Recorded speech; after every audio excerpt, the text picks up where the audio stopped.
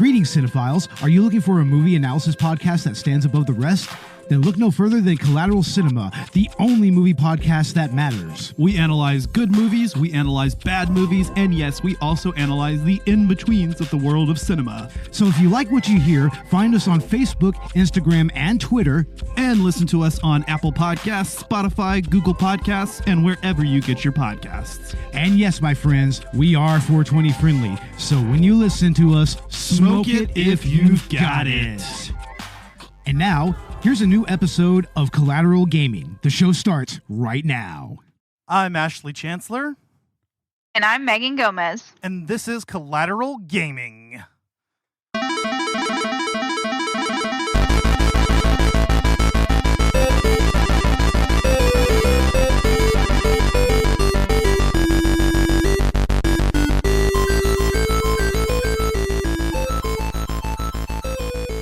Hello, everyone, and welcome back to Collateral Gaming, where we talk good games, bad games, and everything in between.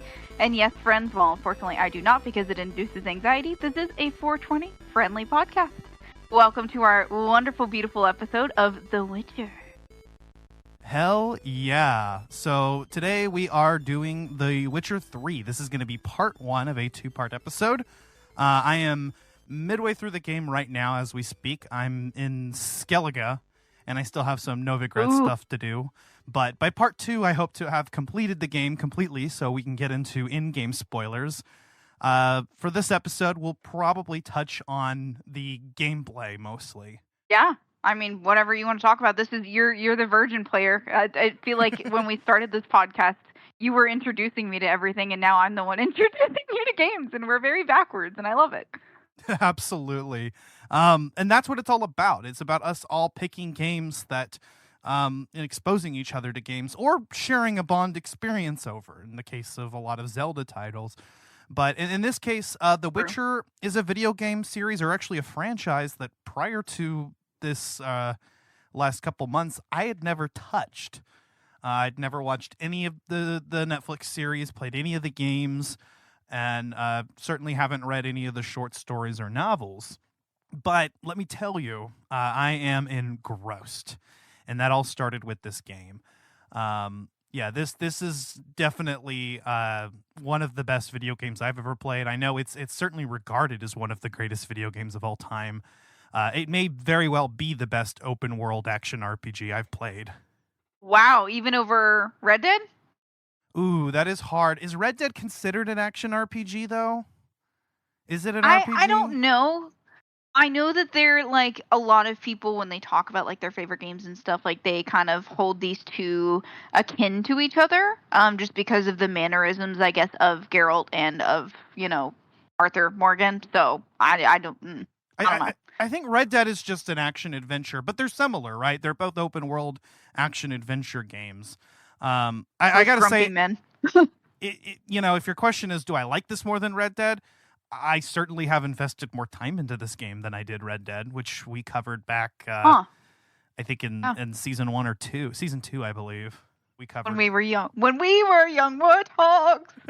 Yes, but Megan, this was your pick, so go ahead and tell me about your experience with this game, and why you picked it. So I like Henry Cavill. I had to sneak him in there.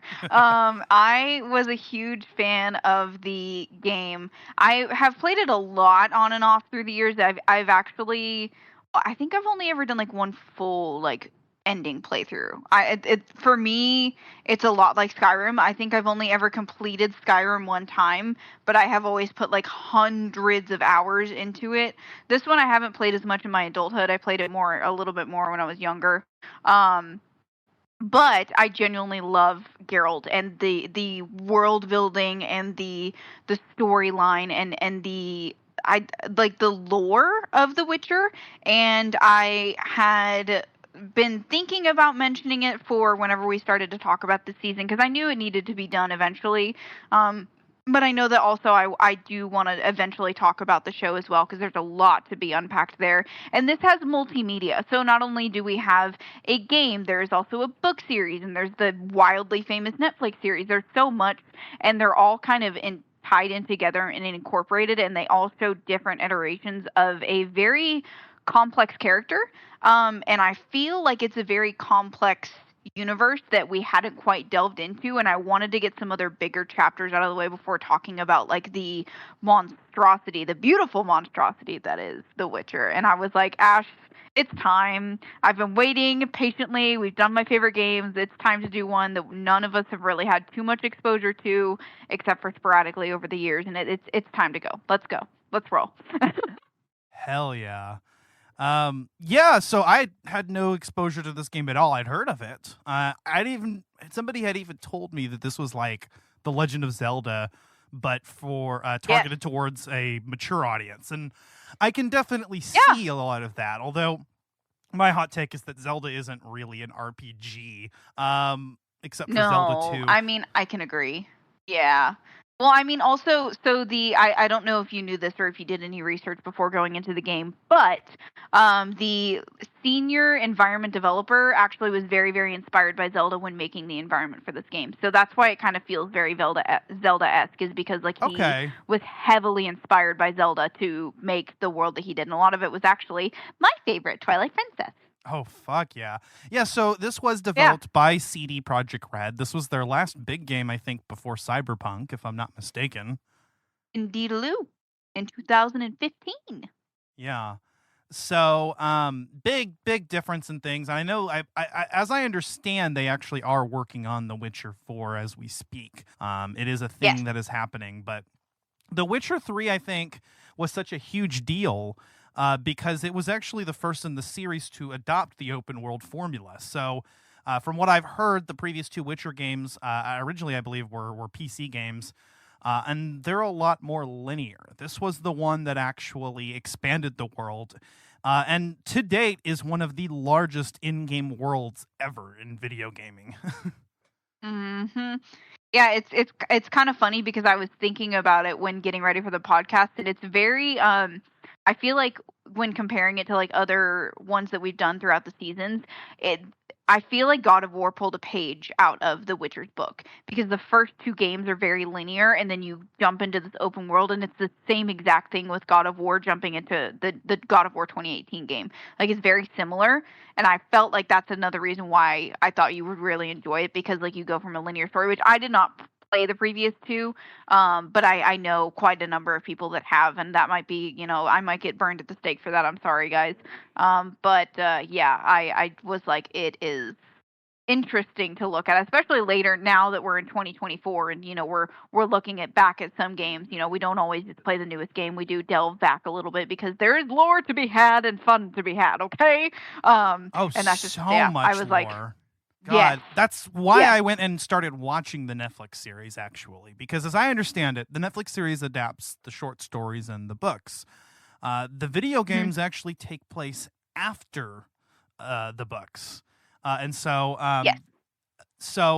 it actually was kind of interesting starting playing The Witcher 3, getting introduced to some characters, and then going back and kind of watching, like, these characters' backstories in the Netflix series. And I haven't watched all the way through. I got up to season 2.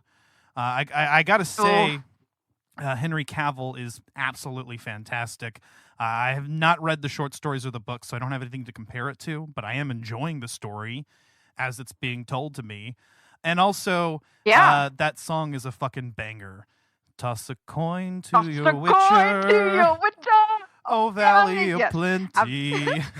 Yes.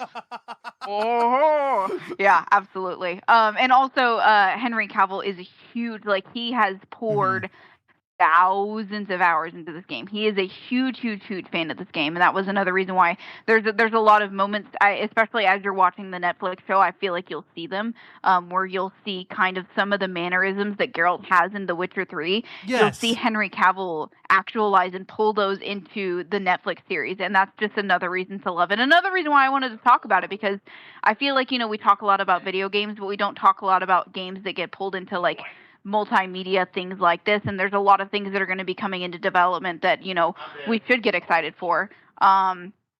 like the Horizon series is going to be getting an adaptation, and there's a couple other big ones coming out soon. So I really wanted to kind of start delving into this, and like the art that is like watching something that you've immersed your body and brain into television media and watching it be done so beautifully is just I could go on for days. We need to. Can we please do a Collateral cinema episode on The Witcher, please? I mean, yeah, I would be down because I mean I'm really enjoying the series so far. I've heard that it has made a lot of notable departures from its source material, and some people aren't very happy with that. But again, I gotta say, just from the perspective of somebody who's watching this, I really enjoy it. And I did pick up on the fact that Cavill actually really emulated video game Geralt's mannerisms in his performance. Like I could tell. I'm like, no, this is the same character. He's playing him like in the video game. And I don't know how close that is to the depiction in the books, or if the books are descriptive enough that but I could definitely tell that there were elements of the video game in his performance. And as I understand it, he's read the source material too, so yes, I don't think he would do anything that was too out of character. And yeah, I just gotta say, yeah, this game alone actually, before I even got into the series, fully invested me into the lore. It drew me in with its characters and just everything that's going on. And what's kind of cool about this is that even though this is the third game in the series, it doesn't rely too heavily on its predecessors. Yeah, it doesn't rely too heavily on its predecessors. In fact, a lot of the like in-game lore is in the game. It's just that was kind of a funny way of putting it. Hey, the in-game lore is in the game. What do you know? But through the in-game lore, like in like books and whatnot, you can actually pick up on a lot of the history of the world and of certain characters, and that's really nice. And you can find those books just about anywhere you go, and so it's a good way to get up to speed on everything that's going on. And I mean, this is a standalone story, although it is set with characters that have interacted in the past. There's enough here for you to get an impression and for the story to be able to be told. Of course, we'll get into the story, I think, in part 2 more once we've, or once I've actually completed the game and we can talk fully about spoilers. But the gameplay is definitely a big hook for me. I mean, I was actually really impressed by the combat. This came out last generation, and it still looks phenomenal. I mean, I was impressed by like just the individual blades of grass. And I was playing this on PS5 in performance mode, so being able to fight in all these different monsters in 60 frames per second was definitely nice. Oh God, I can only imagine. Yeah, I was really into it. I will say we finally upgraded. We finally did. Alan got a Series X, and I have a Series S now. So we're up to current generation on the Xboxes. We're not quite there with PlayStation yet because the federal government wants to fuck us in the ass with no lube. So it's fine. Thanks, federal government. Love you. Thanks, bestie. Oh, tell me about it. I got actually after all the fees, like TurboTax fees or whatever, which I guess I learned afterwards I could have avoided. I don't know, but I'm getting less than $100 back. And a couple years ago, I got like over $2,000. So I guess I should be happy that I wasn't overcharged this year and that the government only took what it needed to. But I don't know, man. I was just hoping to buy a new computer, honestly. Dude, I know. We're saving up for it, though. We're saving up for a new PlayStation because I'm, like, really anxious to play. And my poor PS4, man, I love that thing to pieces. And she has made her journey. I think it's time for her to retire and just be a pretty little self ornament. Poor thing. Perhaps so. I know that I almost got to that point with my PS4, and that's when I finally buckled down and I got the PS5 on a payment plan. But I mean, Bo's still using my PS4 and it works great. You just got to clean the thing out every once in a while, I think.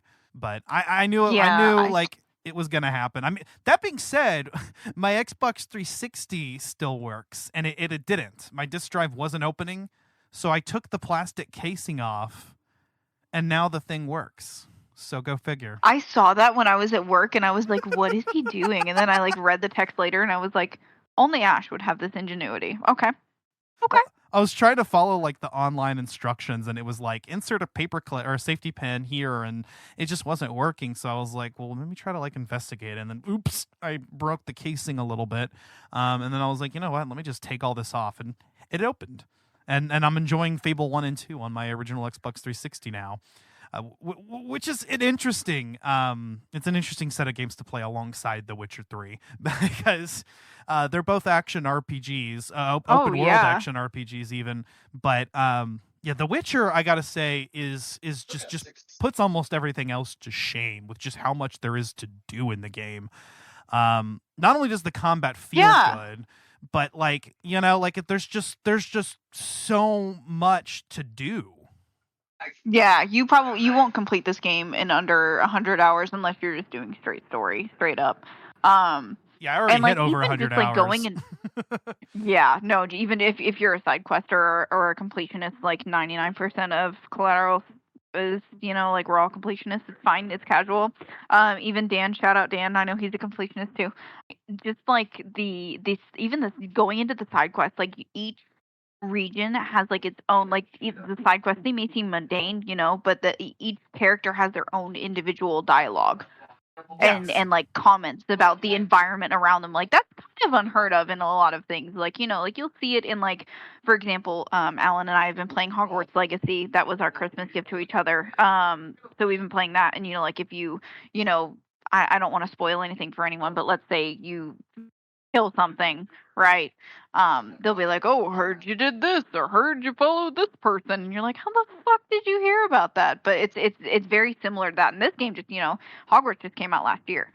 So the fact that, you know, we're at this point and it's 2015 and they're like talking about the environment around them is just so fucking cool, man. It's so fun. Like there's so many words that I feel like I have for this game, but yet like no word is enough. I don't know if that makes any sense. I get it because, and you know, my thing is that, you know, my sense of completion is satisfied because every time you go to a new area, there's a set of side quests to undergo, and they're all, you know, they all have levels next to them, so you kind of know like when should I take on, and so I only take on side quests that I'm on the appropriate level for. And I try to do it in a logical way. So like, hey, I'm in the Velen region. I'm going to take care of all the Velen side quests. And even like when I'm on these specific areas, once you get to Novigrad, it gets a little murky because some of the side quests are in Skellige. So I'm like, oh man, maybe I should visit Skellige now and get some of those out of the way. So that's what I'm doing. And I finished, I think the main quests in Novigrad. I just need to go back and do all the side quest stuff.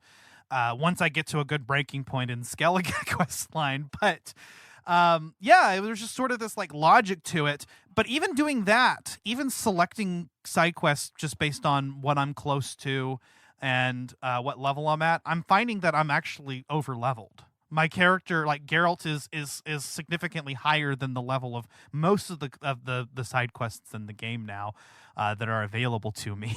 And I know that the game actually limits the amount of experience that you get whenever you take on 2 low-level quests. So I'm like, damn. But I'm just so like into the world, and there's just so many things. Even when you're just wandering around from point A to point B, you'll come across a quick little quest on the way, or you'll find like a monster nest, or, you know, a pack of wolves will come after you, and you know, it's just, there's just always something to do. This is one of the best open worlds I've actually ever seen. It's filled with life and challenge. You might come across an enemy that's too high level for you, and you got to go, nope, the fuck out of there. Abso-freaking-lutely. One of my only complaints, though, is the game's autosave is not very good. So save frequently. Yeah. Yeah, definitely. You know, pull an old school, and just make sure that you save every 30 seconds. It's fine. And double save and triple save. Yes, exactly. And that way you can save scum too, because there are so many little decisions that can impact the world in ways that you can't yet imagine. Even in some of the side quests, you're dealing with moral quandaries. And, there's sometimes there isn't a good option, and even Geralt says in the Netflix series, and he reiterates this in the game, I believe it's actually a quote from the short story, but he doesn't pick the lesser evil. He doesn't like to. He'd rather just not pick at all. And yet this game forces you into situations where you do kind of have to pick something. And in some ways, picking nothing is picking something, right? So, the game kind of forces you to think. Yeah, absolutely.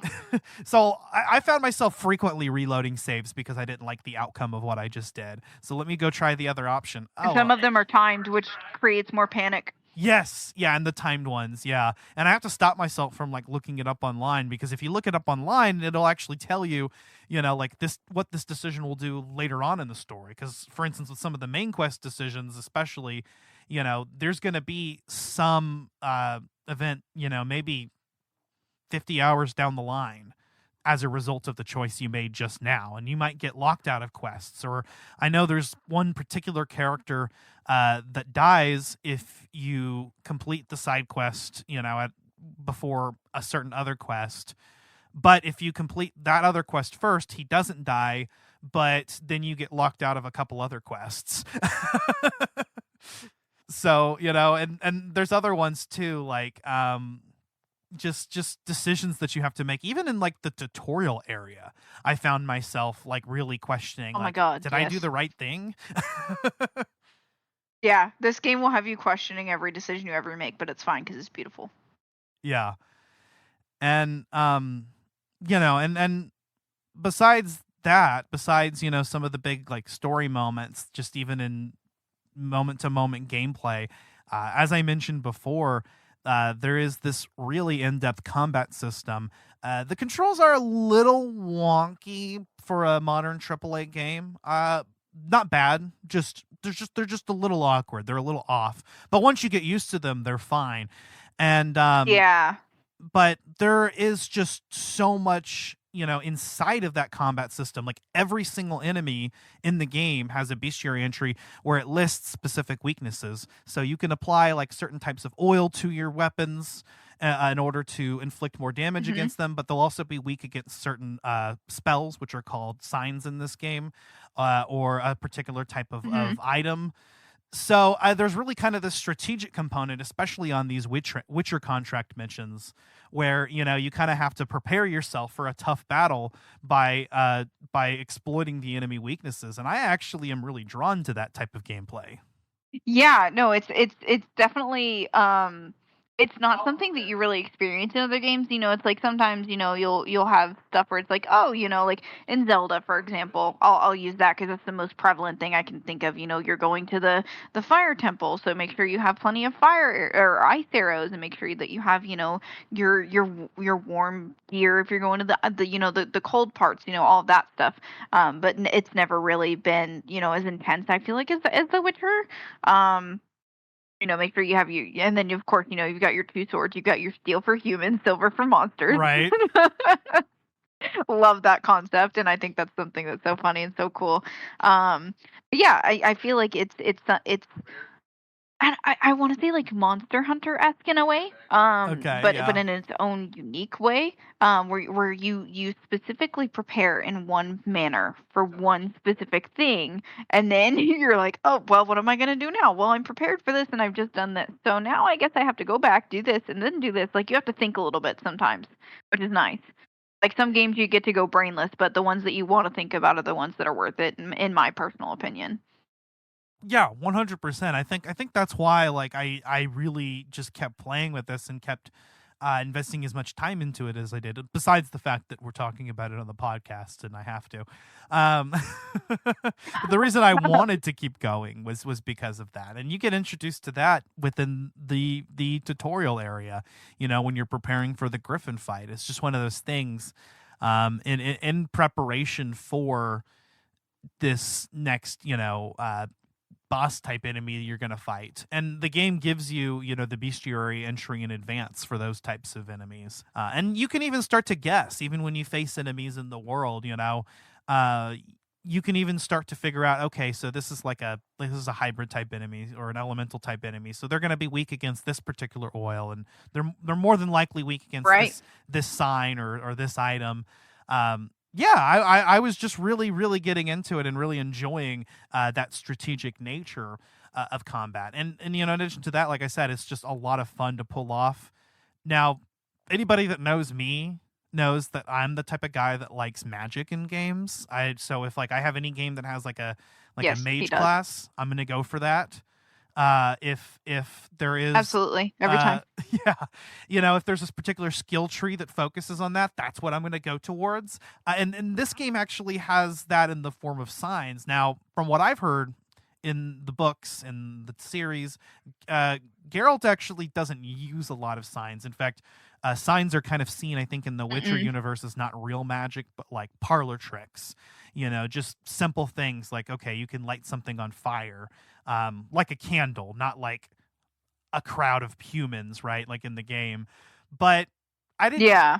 Despite the fact that it's not lore accurate, maybe I'm just kind of seeing this as okay, here's an evolved version of Geralt past this point in the books, or maybe the games just kind of occupy their own universe, because I had to put all of my money into the skill tree for signs, and I did.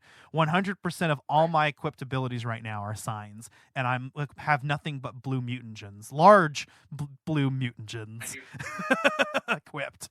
Large blue mutagens. and most of my equipment is sign intensity. Or has sign intensity perks. So I'm I can just blitz enemies down. I love the flamethrower ability by holding down the Igni sign. Absolutely. And also a Quinn is a lot of fun, just being able to have that body shield on for that, especially if you're fighting an enemy that's quite a few levels above yourself, you want to have that on. Yeah, a Witcher Fusro Da, if you will. Right. It's just really, really, really cool being able to kind of experiment with these, and then okay, let me go to a place of power and let me get a sign upgrade. Okay, so I'm just gonna fill my character tree out, and I'm constantly switching out my build in order to be more effective against the enemies that I'm encountering in that area. Oh yeah, and you have to constantly think about, okay, well, if I'm heading towards this, like for me, whenever I would I'm trying to think of the words that I want to use. My brain is when you're traveling to a specific region, you try and think about what it's going to be like, especially your first playthrough, and then you're fuck, it's not that. Looks like I got to rethink this shit. It's so fun. Exactly.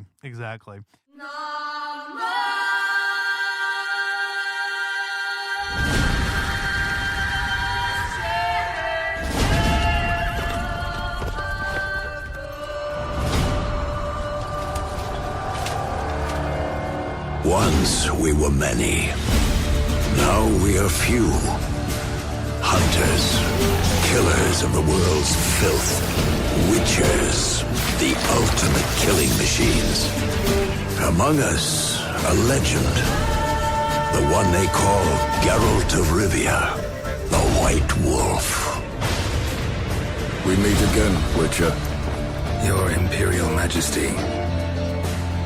She's returned, Geralt. After all these years. Are you sure it's her? Yes. And she's in danger.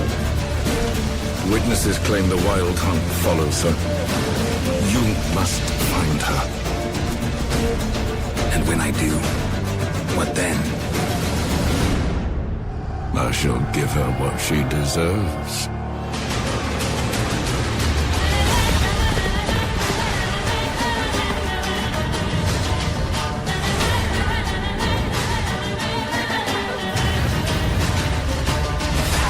White Wolf, at last.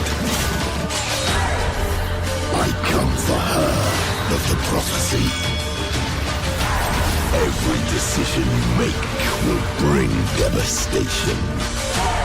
Each choice will lead to a greater evil.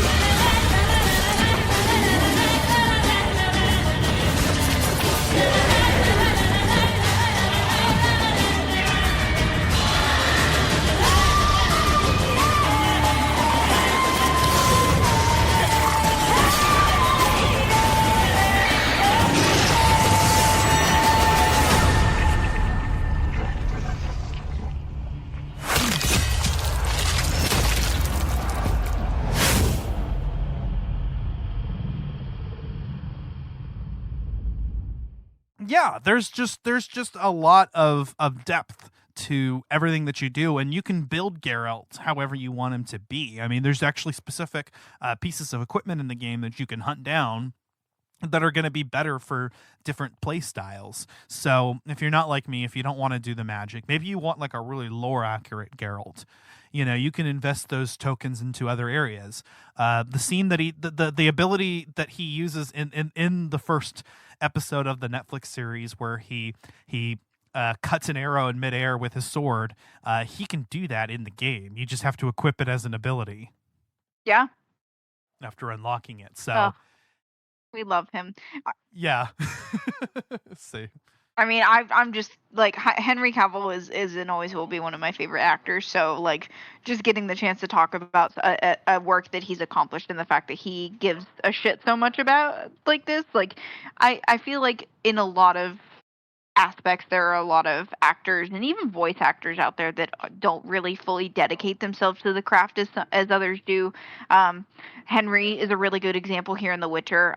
Johnny Depp for Captain Jack Sparrow. For me personally, Lance Reddick for Silence. Fuck, that hurt to even say his name because so sad that he passed. But Lance Reddick in as Silence, he really dedicated himself to that. I feel like there's a lot of moments, especially I feel like The Witcher is like one of the greatest examples of like somebody who really gives a shit and dedicates themselves to the craft, and it's like something that you've never really like seen on that level of dedication unless you're like a gamer, and like Henry Cavill is just like us, and I love that. I love the fact that he's the biggest fucking nerd on the face of this planet. Oh, 100%. That's why I love him so much too. Like, yeah, he is just, and it's kind of sad actually too, because it's like, okay, so he's not doing The Witcher anymore, and he's not doing Superman anymore. What is he doing? He's going to be in that Ungentlemanly Warfare, and then he's going to be doing something else. What is it? My brain. Why is it not? He's got some upcoming stuff. We'll just look it up. I know he's got Argyle coming out. Let me hold on. Yeah. I mean, not that he'll ever hear this, but Henry, I'm going to stalk your Instagram. I mean, just looking at his upcoming filmography, he's got Argyle, Ministry of Ungentlemanly Warfare, and a Guy Ritchie action film apparently in the works. And then looks like he's gonna be in Warhammer Squadron 42. Warhammer, okay. Yeah, he's gonna be in a Warhammer live action, and he's obsessed with Warhammer. So like, I'm super happy for him on that front. Oh yeah, good. I'm glad that Henry Cavill's like one of those guys that actually like petitions for roles that he loves. And I can he heard about this and he like spammed the director and he was like, if I don't fucking play Geralt, I'm going to blacklist you. And he was like, oh fuck, okay. I know, like, and he's just so perfect. It's so much now that there are I've actually seen quite a few mods for this game that change it to where you have Henry Cavill's likeness. Oh, that's beautiful. I need that. I really need that. Right? And thank you. Yeah. So if you're playing this on PC, that is something that you can do. You can be Henry Cavill with mods. And I can definitely see why he fell in love with this game. It is definitely one of the greatest games of all time, even. And I'm only a certain part of the way through the game. I don't actually know what my completion is, but I'm trying to complete as much as I can in each area. Like I said, I'm just having some issues where I got to the point where those Skellige side quests, and I'm still trying to complete Novigrad, but the Skellige side quests are just getting lower and lower in proportion to my actual level. Like, I'm like double the level that I'm supposed to be, and those quests aren't going to give out any experience. So I'm like, okay, fuck. Let me go travel over there, but let me go wrap up a few things here first. So I find myself riding across, the Novigrad region, and before I know it, I'm on the other end of Velen, going to some Niflgaard outpost that just is this massive thing on the map, and I'm like, what the fuck is this? Oh, and it's just like rows of barracks, and I'm like, holy shit. And there's this it's like quality time with Roach. It's fine. Yeah. By the way, why is he so mean to Roach? I don't know. But he's just an asshole to Roach. In the game specifically, because I don't think he acts that way in the series, but in the game he's like, move it. And I'm like, bro, yeah, he's chill. like, move. I feel bad for the poor horse. I mean, he always comes no matter where you're at. He's there immediately at your beck and call. He comes at your whistle. You can fall off a bridge with him and land in the water, and Roach will come back as soon as you whistle. Yeah, no, he's definitely the best mount in any video game for sure. Like, let's be so fucking for real. I don't know how the fuck he got to Skellige, but he did. He got to Skellige with me. And he just. Well, I left you in fucking Valen, but whatever. Like, I'm just like, yeah, man. Did you charter a ship here? Like, I don't know, bro. Like, yeah, that's incredible. Yes. That is, I'm sorry, Epona. Roach is actually the MVP. Yeah, no, it's. Mm-hmm. And the fact, so I guess in the lore, it's kind of like, I'm going to use a generic Disney reference here because I can, but I don't know if you've seen Jungle Cruise. I've not. Okay, so basically, there's like a cat, and like he names the cat the same thing every single time. Okay, so like Geralt and Roach. And it's like Geralt and Roach. I don't know why. I just love it so much, but it's like I love horses in video games. Let's be so fucking for real. Everybody knows that like horses are my thing when it comes to like if I could choose like a companion animal, because like all of my vehicles have been named after a Disney horse, right? But the fact that I love Roach more than Shadowmere says something. If Roach is better than Shadowmere, okay? Those are, and I fucking love Shadowmere. That is a hot take. I'm fighting words to myself, but like. Shadowmere, like, you can ride the back of a dragon unofficially and be fine, and it's casual, and Shadowmere can fall out of the fucking sky, and it's fine, but Roach will be there even if you're fucking mean to him. That says something. I know. Roach is he's the ride or die, man. And Geralt, you better take better care of him. I know that you're just going to name the next one Roach, but this particular Roach, the one in this game, like, treasure your time with him, because that you need to breed him. Yeah, exactly. Like, make his babies as smart as him. Please. That being said, I do feel like the horse controls are a little awkward too. Like, I had some difficulty with that. Roach gets stuck in places. There's a handy little jump button that just allows you to just fucking jump like 10 feet in the air and get out of wherever fine. you're It's at. Casual. He just levitates. Yeah, I love that. It definitely has. It's very Skyrim as far as like the horse mechanics, but it's fine. It's fine. Yeah, and at least he does the thing that we've seen in a lot of more recent open world games. In fact, where he just kind of follows the road if you just hold down the button, which I love appreciate. That. Yes, because that's how it should be. You don't have to tell a horse where to go. A horse is just going to follow a road. Like, that's natural. My only problem is that Roach doesn't seem to take the auto path doesn't seem to actually go in the direction of the quest or whatever waypoint I've selected on my map. It just picks a direction. No, and that's goes. definitely subconsciously Roach's revenge. Is he's like, no, fuck you. I'm gonna go to the right instead of the left. Because you were mean to me. I just wish that it could either you could either have it like there. I know like Assassin's Creed did it to where like you hit a button and the auto ride will actually follow the quest marker. Or just have him if he's going to default to a certain direction, instead of it being random, I'd rather it be like the quest marker or my waypoint on the map, one or the two. But it is what it is. You just have to pay attention while you're riding. Even combat on the horse is just like, you might as well just give up. It's a little clunky, but when you do pull it off, it's cool as fuck. Like when you just slice a dude's head off on horseback, like fuck yeah. That 1 in 10 time that you do it, it's fucking awesome. But the other 9 times you're like, Roach, the fuck. Let's go run away, please go. Yeah, so. And then the horse is getting scared, and you gotta, okay, all right, let's just get serious here. But yeah, I mean, it is fun whenever it happens. In fact, speaking of the dismembering, I was surprised with how brutal Geralt is with some of these finishers. I mean, there's even items you can equip that can increase your chance of dismembering. Yes, he's the best swordsman on the continent. Absolutely. That's why every single the time FFR. Somebody picks a fight, I'm like, yeah. Guess I'm in my villain era. Sup, bitches. Why the fuck are so many people just like ready to go toe to toe with a Witcher? That's what I want to know. Like, are you stupid? Right. If I saw a Witcher, I would run for my fucking life. I'd be like, nope, there is something near here that does not need to be here. I am gone. Goodbye. You're hot. Peace. Like, no. That being said, I've heard in the books, Geralt in particular is much less superhuman. Like, apparently he is humbled by a dude with a stick who breaks his knee, and his knee is like broken like the rest of the books or something.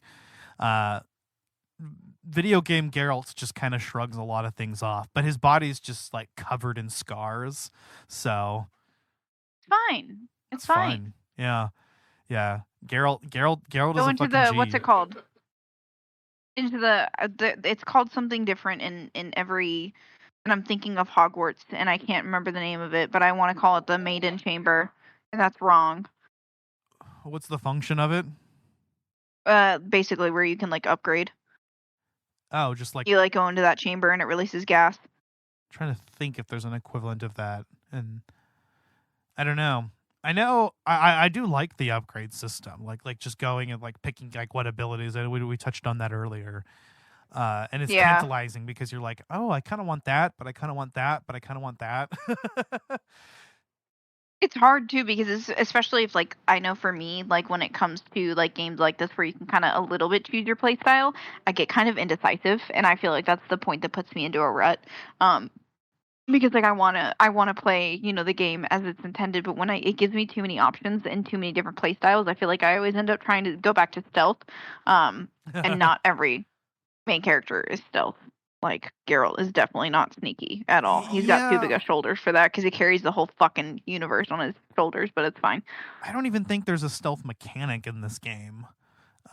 No, there's not, because he's a big giant fucking brute whose footsteps sound like someone's stomping like a fucking temper tantrum. It's not his style, but no, it's not. I think it's kind of cool actually, because a lot of times you have to sit and think, and like I'll try to make a decision based on whether I think Geralt would make that decision. But I think all the decisions in game are picked as things that like are in character, so to speak. You know what I mean? Like yeah.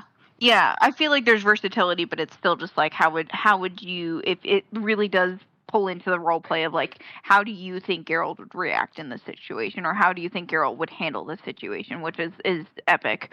But the one in White Orchard, the tutorial area, that one's unavoidable. And what's funny is like I was getting heated, and he actually has basically a Butcher of Blaviken moment, and but like I was getting heated because these guys are just giving this innkeep a hard time, and then they're giving Geralt a hard time, and they're fucking racists, and and then like they come at you and it's self-defense, and he just brutally dismembers them, and then like the reality sets in, and like the entire inn is covered in blood, and there's like heads rolling around and stuff, and it's like, oh, okay, yeah, I just did this. Oh shit, I'm a fucked up individual.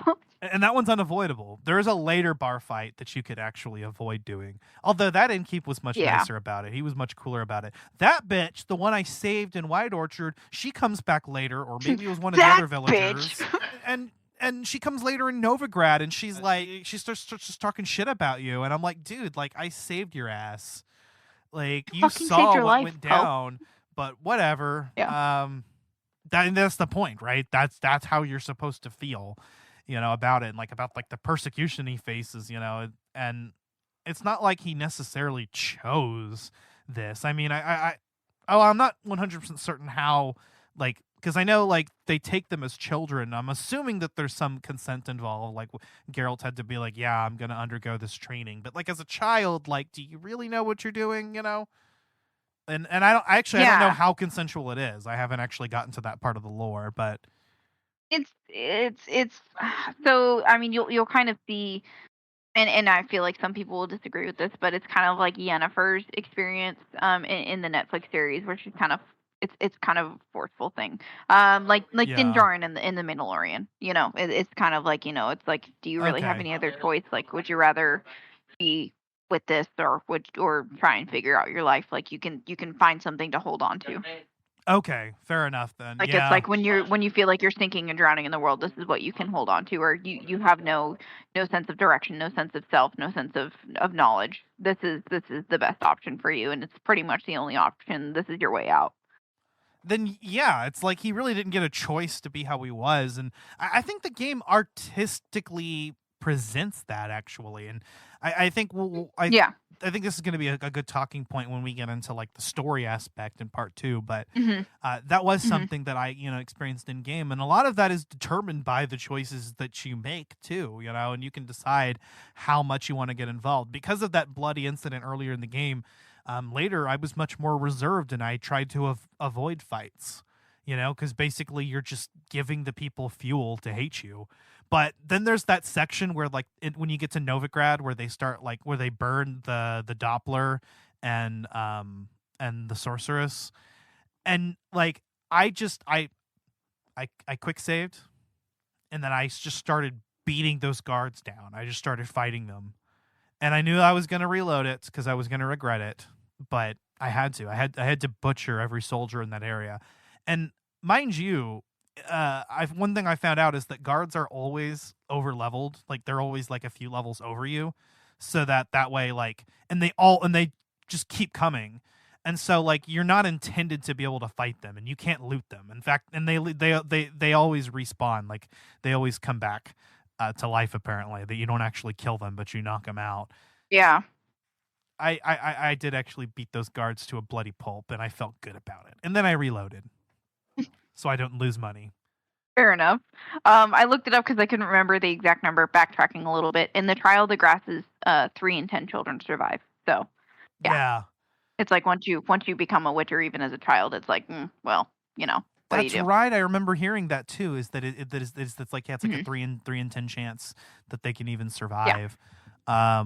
So you're surrounded by all these boys that you make friends with, and then it's like, you all go through this trial, and 7 of your friends are going to die. It's like, you kind of, if you go into this blindly, and then it's like, how do you move forward? After you go through these trials, and then, okay, well, there's 3 of us left. What are we going to do? So. Yeah, I can't imagine. I feel like it also adds to the complexity of Geralt in the way that he is. Some people say Geralt, some people say Geralt. I try to say Geralt because I feel like that's the most accurate way of saying it. But that's the way they say it in game. That's the way they say it in the series. So I suspect that that's the way it's supposed to be said. Fucking Joey Bateman. Fuck. You need a net. I really want to get. I hope that we get more into the ties between the show and the game in the next episode, because oh my god, there's a lot of ties and there's a lot of funny moments, and yes, and even some characters like Dandelion / Yaskier. I think we'll kind of get into that into the next episode. Actually, we'll start to wrap things up on here because we're about 48 minutes in now, and my computer is going to die. It's at 9%. So we'll sort of wind things down, but we'll just talk about one more thing as far as the gameplay goes. What is your favorite thing about the gameplay? What's the most fun part of it to you? Just honestly exploring. And I feel like that's me, and I feel like I say that about any open world game that we choose, but this game really makes exploring fun, and it's a different concept. And it's like you said, there's something to do everywhere you go. There's always something going on around every corner. It's so fun. I love doing all of the quests. I feel like every individual character is unique, and it's not just like a plain Jane, like, oh, let me pick this up and da da da da. Like every single aspect, every inch, every sound bite, every graphic is individual in this game. And I love that about it. 100%. Yeah. Yeah. Like the exploration is top fucking tier. Like it just hands down. And you know, Tears of the Kingdom may very well be my favorite video game of all time for various reasons. But if we're going to strictly compare like the exploration aspect, I think The Witcher 3's is actually better at strictly at exploration, you know? And the immersion, I feel like. Yeah. And I know that's a really hot take, and maybe I need to finish the game before I say that. But of course, I'm not. That's not even including like the sandbox aspects of Tears of the Kingdom. Maybe Breath of the Wild would be a more apt comparison there, but yeah, they're on par with each other anyway. At least in terms of like exploration, this game fucking has. Yeah, no, I get what you mean. It's totally fucking there. Like you said, there is always something to do around every corner. Like, you know how many little question mark icons I have on my map? A bunch. Oh, and yeah. I don't even want to go after them because I'm just going to over level Geralt more. But it's going to be fun, I think, in the post game to just kind of go from place to place. And I like to even just go and like scope these out and, you know, just kind of planning it out and looking at where I'm at on the map and what am I going to accomplish while I'm here. That might actually be my favorite part of the game, is just the planning aspect of it. Just how maybe that just particularly appeals to my mind and what I like. But when it comes to exploration, when it comes to difficult boss battles, you know, just the preparation aspect, the strategy behind it, is, I think, you are very type A, so that tracks. Yeah, exactly. So I think that's my number one favorite thing about it. But we'll talk more about The Witcher 3 Wild Hunt in part 2. We'll specifically get into the story, the characters, and anything else that we missed during this discussion. And maybe even talk a little bit more about parallels between it and the Netflix series and the books. Maybe I may even try to see if I can start watching or reading some of those short stories. I think I'm going to. They're on my TBR, and I might just have to bump them up on my TBR. Sorry, Iron Flame. Because it keeps intriguing me, and the more you text me about it, the more I'm like, should I read it? Should I do it? Should I put away the smutty novels for like 10 seconds and read the fucking Witcher? Like, do I need the smut? Yes. Love it. I haven't even read. You're doing better than me. I haven't read a book in forever, and I've been meaning to reread the Harry Potter series for quite some time, and I haven't managed to do that. I read 127 books last year, I think. Wow. You see, here I am just trying to reread old books that I really want to reread before I even move on to new stuff. I'm telling you, dude, get a fucking Kindle, bro. I'm telling you, it's worth it. I'm not gonna lie. Like, I think the last book I read was Inheritance, the last book of the Inheritance cycle. I think that's the last like novel like I read through, and that was in like high school. So. So, but the short stories, I mean, how hard can they be? I mean, how long does it take to get through a short story? 15 minutes, probably. I don't know how long they are, but they're not like novel size. It all kind of depends. So at least if you go through the short stories, and then I think the novels come after that in the chronology. So it's 6 fantasy novels and 15 short stories. Yeah, there you go. So okay. Maybe I'll check it out. Hopefully, at the very least, I'll have completed the game. I don't know about 100%, but if I have at least completed like the main quest and done most of what I'd like to do before that, then we'll be in good shape. But we'll catch you guys on the flip side. We'll try to have that out as soon as possible. I know this episode is out late. This was supposed to be out last month. We're going to kind of visit our schedule this month and see, you know, if we need to make any adjustments as far as that goes in order to get everything out. But expect The Witcher Part 1 and Part 2 out as soon as possible. I mean, Part 1 is already out. You're listening to it. Yay. I feel better in your situation than I do right now about the whole situation. And we're going to also have out our 2-part anniversary special on Fable 1 and Fable 2. since our pilot episode was Fable 3. Megan, if you're interested in that, I know you have an Xbox. I'd love to have you on. Yeah, I was reading our schedule earlier today, and I think I will definitely have to delve into that. I'm almost done with Hogwarts, which is taking up all of my time because Sebastian Sallow and Okay. Ominous God. Take that energy and let's put it in Fable, yeah. No, I'm saying take how you feel about Hogwarts Legacy, and I want to hear about it in the year in review episode. Ooh, I can do that because I've got some tea. I have tea. I can do that. Let's do that. Alrighty. So Come on, brain, think of things. the year in review episode we'll have out very soon. That's going to be just kind of a review of everything in 2023 that we wanted to talk about but didn't get a chance to.